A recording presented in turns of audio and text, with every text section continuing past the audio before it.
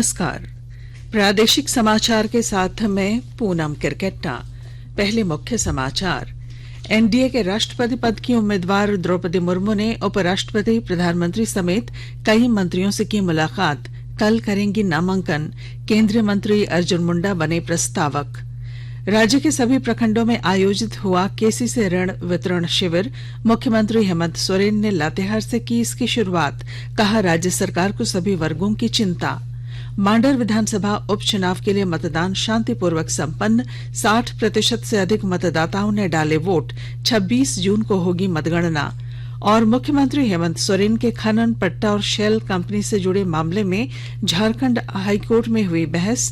30 जून को होगी अगली सुनवाई। और अब समाचार विस्तार से। एनडीए की राष्ट्रपति पद की उम्मीदवार द्रौपदी मुर्मू ने आज नई दिल्ली में उपराष्ट्रपति एम वेंकैया नायडू, प्रधानमंत्री नरेंद्र मोदी और केंद्रीय गृह मंत्री अमित शाह से मुलाकात की। एक ट्वीट में प्रधानमंत्री ने कहा कि देश भर में और समाज के सभी वर्गों द्वारा उनके राष्ट्रपति पद के नामांकन की सराहना की जा रही है। जमीनी समस्याओं के प्रति उनकी समझ और भारत के विकास को लेकर उनकी दृष्टि उत्कृष्ट है। बाद में केंद्रीय गृह मंत्री अमित शाह ने भी द्रौपदी मुर्मू से मुलाकात की। वह कल अपना नामांकन दाखिल करेंगी। जनजातीय मामलों के केंद्रीय मंत्री अर्जुन मुंडा उनके प्रस्तावक बने हैं।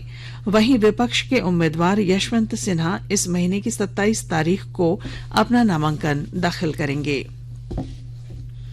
प्रधानमंत्री नरेंद्र मोदी ने जोर देकर कहा है कि ब्रिक्स सदस्य देशों का आपसी सहयोग वैश्विक पोस्ट कोविड रिकवरी में उपयोगी साबित हो सकता है। श्री मोदी ने आज चीन द्वारा आयोजित 14वें ब्रिक्स शिखर सम्मेलन में भाग लिया। शिखर सम्मेलन के दौरान चीन के राष्ट्रपति शी जिनपिंग, दक्षिण अफ्रीका के राष्ट्रपति सिरिल रामफोसा, ब्राजील के राष्ट्रपति जायर बोल्सोनारो और रूसी राष्ट्रपति व्लादिमीर पुतिन भी मौजूद थे। प्रधानमंत्री नरेंद्र मोदी ने कहा है कि नए भारत के सपनों को साकार करने के लिए प्रत्येक नागरिक को सभी सरकारी योजनाओं की जानकारी मिले। आज नई दिल्ली में वाणिज्य और उद्योग मंत्रालय के नए परिसर का उद्घाटन करते हुए श्री मोदी ने कहा कि सरकारी योजनाओं का लाभ सभी तक आसानी से पहुंचे और यही सबके विकास का एकमात्र रास्ता है। गांवों में, छोटे छोटे शहरों में मुद्रा योजना से बने करोड़ों एंटरप्रेन्योर्स हो, लाखों एफएमएसजी पॉलिसी को और बैंक क्रेडिट के रूप में प्रोत्साहन हो, लाखों स्ट्रीट वेंडर्स को बैंक क्रेडिट की सुविधा हो, हजारों स्टार्टअप्स की ग्रोथ के लिए निरंतर प्रयास हो। इन सभी के पीछे जो मूल भावना रही है वो है ईज ऑफ एक्सेस।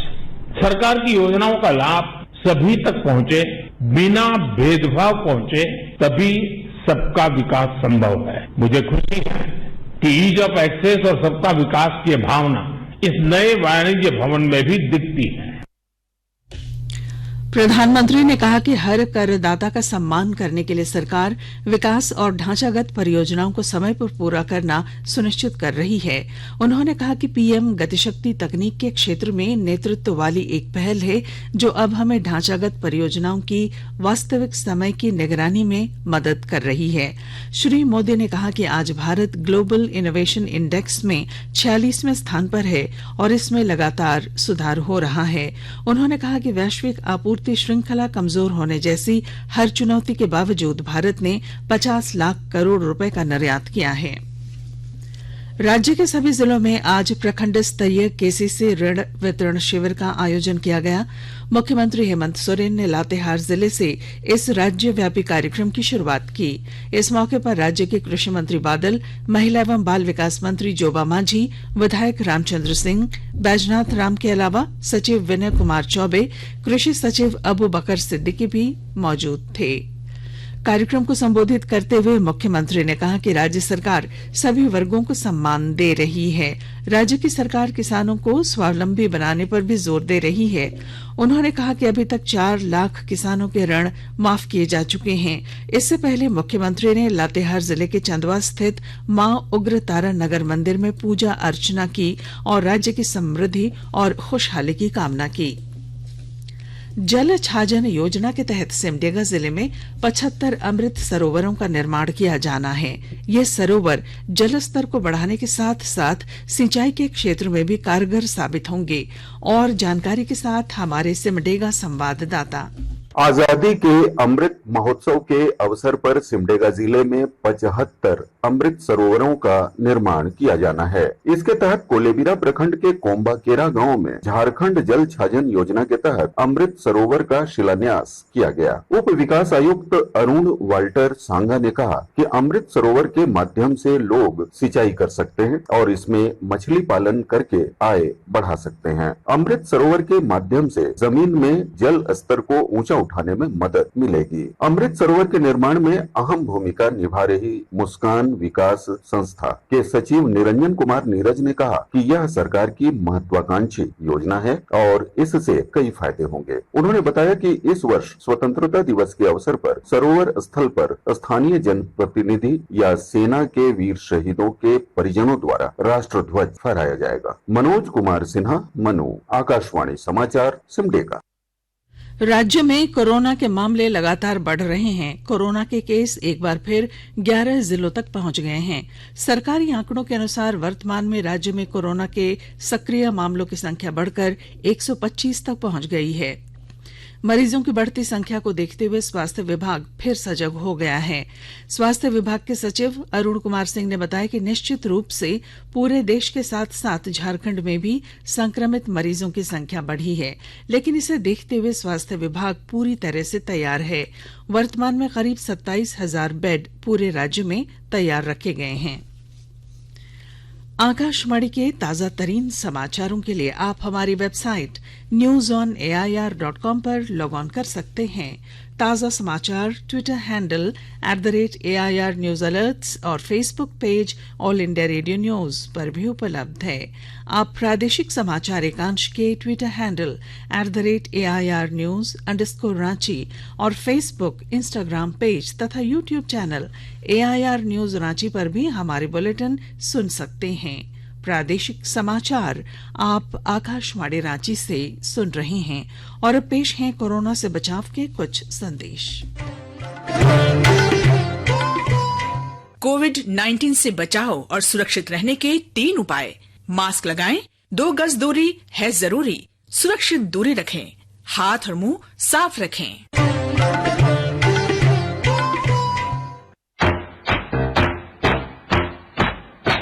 चलो मिलकर एक शुरुआत करें, चलो एक फैसला आज करें, मास्क नहीं तो टोकेंगे, कोरोना को रोकेंगे, चलो एक वादा करते हैं, चलो कुछ वादा करते हैं, मास्क नहीं तो टोकेंगे, कोरोना को रोकेंगे।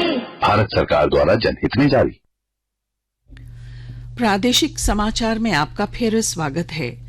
राज्य की मांडर विधानसभा उपचुनाव के लिए आज शांतिपूर्वक मतदान संपन्न हो गया। कड़ी सुरक्षा व्यवस्था के बीच 60.05% मतदाताओं ने अपने मताधिकार का प्रयोग किया।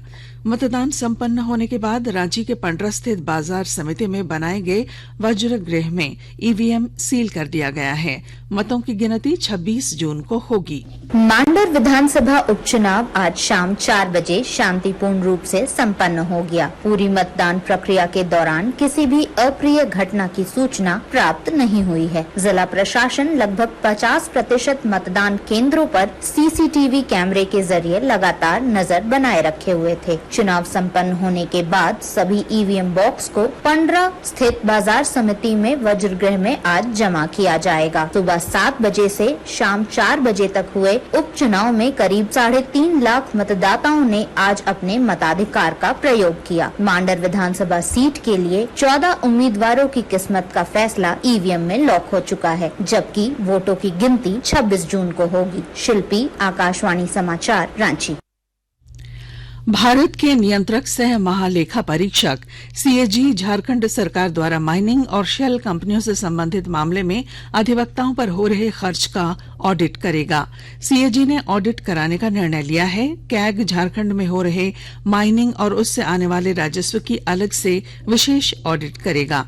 गोड्डा सांसद डॉ निशिकांत दुबे ने भारत के नियंत्रक सह महालेखा परीक्षक को ऑडिट कराने से संबंधित पत्र 21 जून को लिखा था।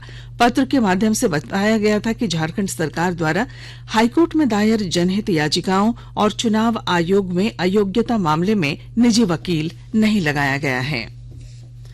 झारखंड हाईकोर्ट ने आज कहा कि शेल कंपनी मनरेगा और माइनिंग लीज मामले में दायर जनहित याचिकाओं की सुनवाई तब तक चलती रहेगी जब तक इस संबंध में सुप्रीम कोर्ट से कोई स्टे ऑर्डर नहीं आ जाता है।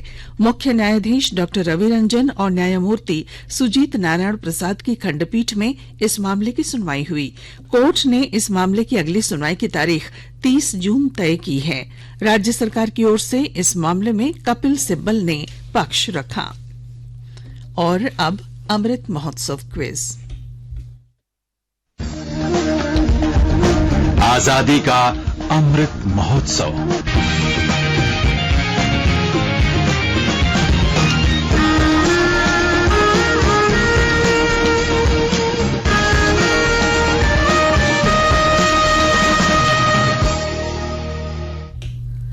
देश के 75वें स्वाधीनता दिवस समारोहों के उपलक्ष्य में आजादी का अमृत महोत्सव के अंतर्गत प्रादेशिक समाचार एकांश आकाशवाणी रांची द्वारा स्वाधीनता संग्राम और उसके गौरवशाली इतिहास पर 18 अगस्त से साप्ताहिक अमृत महोत्सव क्विज का शुभारंभ किया गया है। यह क्विज प्रत्येक बुधवार शाम 7 बजे प्रसारित होने वाले प्रादेशिक समाचार में शामिल किया जा रहा है। अमृत महोत्सव क्विज में आकाशवाणी समाचार रांची के साथ सेंट्रल कोलफील्ड्स लिमिटेड और मिशन ब्लू फाउंडेशन सहयोगी के रूप में शामिल हैं। 22 जून यानी कल के क्विज में हमारा प्रश्न था, अपना देश अपना राज का नारा किस विद्रोह के दौरान दिया गया था। इसका सही जवाब है संथाल विद्रोह के दौरान। इस प्रश्न का सही जवाब भेजने वालों में से आज की लकी विजेता हैं ग्राम सुपाली, पोस्ट नागफेनी, जिला गुमला की विनीता कुमारी। विनीता जी, आपको बहुत बहुत बधाई। आपको आपका ई प्रमाण पत्र और पुरस्कार जल्द भेजा जाएगा। निर्माता निर्देशक करण जौहर की जुग जुग जियो फिल्म की रिलीज पर रोक लगाने से अदालत ने इनकार कर दिया है। रांची कमर्शियल कोर्ट ने रिलीज पर रोक लगाने वाली याचिका खारिज कर दी। अब 24 जून को करण जौहर की फिल्म रिलीज होगी। फिल्म की कहानी पर याचिकाकर्ता लेखक विकास सिंह ने चोरी का आरोप लगाकर कोर्ट में कंप्लेन केस दायर किया था और अदालत से रिलीज पर रोक लगाने की गुहार लगाई थी। विशाल सिंह ने फिल्म निर्माता करण जौहर और धर्मा प्रोडक्शन के खिलाफ शिकायतवाद का मुकदमा दायर किया था। और अब संक्षिप्त खबरें। गोड्डा जिले में भागलपुर रोड स्थित हिंदुस्तान पेट्रोलियम पंप पर आज भीषण आग लग गई। आग की चपेट में आने से 2 बाइक सहित पेट्रोल पंप का डिस्पेंसर भी बुरी तरह से जल गया। अग्निशमन विभाग के कर्मियों की कोशिश से आग पर काबू पाया जा सका। कोडरमा जिले में वाणिज्य कर विभाग की टीम ने बरही चौक से रेडीमेड कपड़ों से भरे एक ट्रक को जब्त किया है। वाणिज्य कर आयुक्त कंचन बरवा ने बताया कि यह मामला टैक्स चोरी से जुड़ा प्रतीत होता है। मामले की जांच की जा रही है। गुमला जिले में आज उपायुक्त सुशांत गौरव ने विद्युत विभाग के अधिकारियों के साथ बैठक की। बैठक में विभिन्न मामलों पर चर्चा हुई। साथ ही उपभोक्ताओं की समस्याओं के निदान के लिए हेल्पलाइन नंबर भी जारी किया गया। और अब अंत में मुख्य समाचार। एनडीए के राष्ट्रपति पद की उम्मीदवार द्रौपदी मुर्मू ने उपराष्ट्रपति, प्रधानमंत्री समेत कई मंत्रियों से की मुलाकात। कल करेंगी नामांकन। केंद्रीय मंत्री अर्जुन मुंडा बने प्रस्तावक। राज्य के सभी प्रखंडों में आयोजित हुआ केसीसी ऋण वितरण शिविर। मुख्यमंत्री हेमंत सोरेन ने लातेहार से की इसकी शुरुआत। कहा, राज्य सरकार को सभी वर्गों की चिंता। मांडर विधानसभा उपचुनाव के लिए मतदान शांतिपूर्वक संपन्न। 60% से अधिक मतदाताओं ने डाले वोट। 26 जून को होगी मतगणना।